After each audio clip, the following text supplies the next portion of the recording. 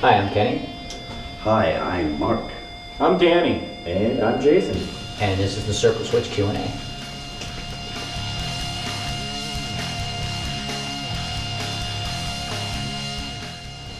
Well, the band first met in October of 2007. Danny, Jason, and Mark had been in a band called Mad J, and when that band broke up, and gone their separate ways. When they had gotten back together, they said, well, you know what, we need to start looking for a lead singer. I happened to be in the market, and heard that these guys were looking, jumped at the opportunity, jumped right in there, kept my fingers crossed, and everything worked out great. And That's what they say is that. exactly, that was that. Nothing sexy, but you know. So what do you think? Sorry, we're trying to be quiet about that.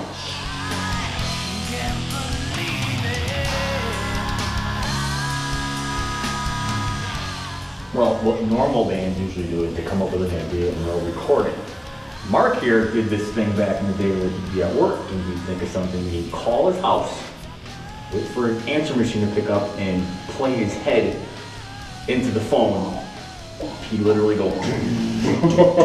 It's what I affectionately call mouth guitar. Yes, Exactly. So he'd bring this tape to band practice and expect me and Danny to decipher this head playing thing. Dude, mouth code, I swear to God, is the hardest thing to figure out, especially the mark. I don't understand. I was like the number one. If you have the motion to the country, you go like this. Okay, through my fingers up. You still are. And then you get frustrated when you didn't know what the hell he was talking about. But I don't know what's strange in the fact that he did that or now that we are used to it. So And it worked out. It works out. It works out. I mean, my nuggets, Mark nuggets, Kenny's nuggets, Jason's nuggets. We all have different ways of trying to get them out. And the important thing is we can get our nuggets, put them together, and write beautiful music, or great music. I Yeah. should say. And all of us write, which It's a big I think it's collaboration, important. so it's not any pressure on any one person to come up with all the material, or two people, it's everybody. So. Instead of being blessed with one or two songwriters, blessed with four. So can't beat that.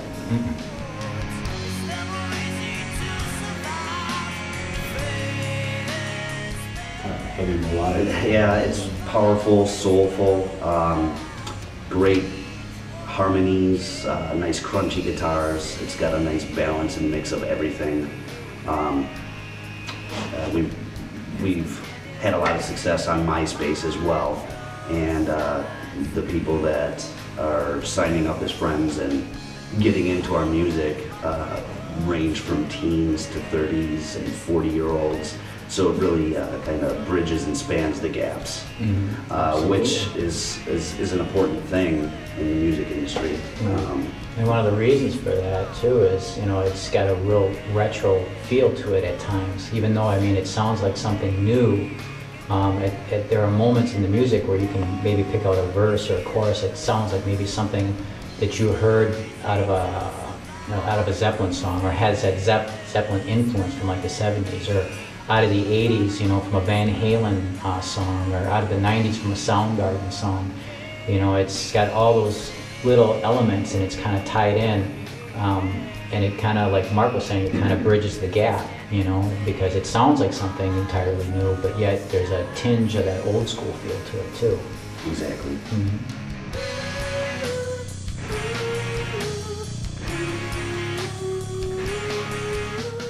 Well, we were all sitting around like most bands do, just trying to figure out, you know, as far as coming up with a name for a band.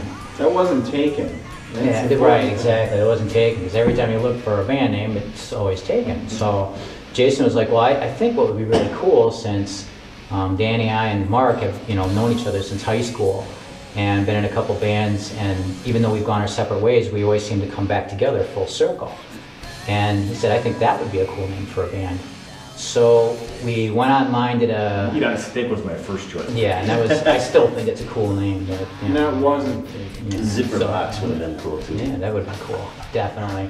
I think That was taken, no. What's behind the zipper? Ass Crack would have been appropriate too, Yeah. but you guys Oh. would have been, exactly. Ass crack. You had a mascot. Yeah, you know. So we went online, did a name search, but the name was taken. And then Danny's like, well, you know what? You know, maybe it's a sign because, you know, even though things do come back full circle, they have a tendency to come back full circle and be a little different. You know, they come back full circle and they make a switch. And then we all kind of went, And Danny's like, hey, Switch, baby. exactly, what about circle switch? And we're like, well, let's look it up online. So, It wasn't taken. taken. But it is now. It's Yeah. trademarked. Sorry. That's right. Yep, circle switch. And that's how we came up with the name, Without the preservatives. without the circles.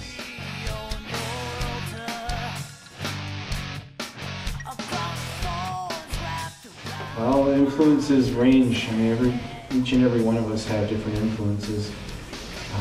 For me, guitarically, it ranges anywhere from Eddie Van Halen. Is guitar anywhere? Guitarically, for me, it is. Basically. I was just double checking, because I Guitarically, like I it. think there's a dictionary downstairs. You check it out. Guitar, drumming. I like that though. guitarically, man. Eddie Van Halen all the Sorry. way. You've got Jimmy Page. I love what Jimi Hendrix did, and all the way into the newer stuff. I mean, you've got Dimebag Darrell. You've got Kurt Hammett, James Hetfield. God, I mean, I could start naming other things. Iron Maiden. Alice in Chains. I mean, Godsmack. Godsmack's an influence. It's all over the place for me. Mm-hmm. And I can definitely say with the other guys that influences, we all share a lot of influences, but we have different influences that makes the music grow. Exactly.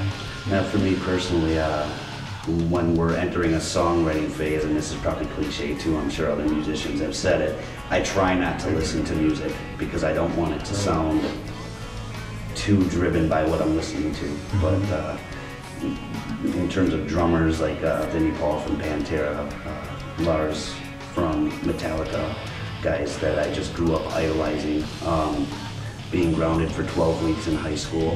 That was an influence. Didn't really like to be there and skipped out a lot, got some lower grades, so being in a strict household, I was grounded, and basically for 12 weeks I learned the And Justice for All album. And came out of that period just totally different than going into it. So I met Danny in 8th grade and he handed me Metallica's Garage Days. Check this out. And like within a month I was a bass player.